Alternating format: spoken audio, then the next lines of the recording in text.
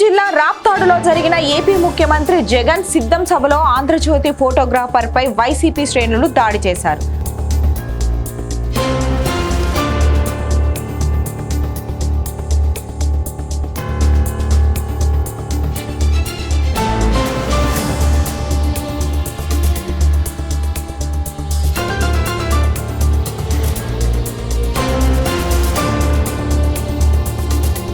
Photographer శ్రీకృష్ణపై కర్రలతో చితకబాదారు.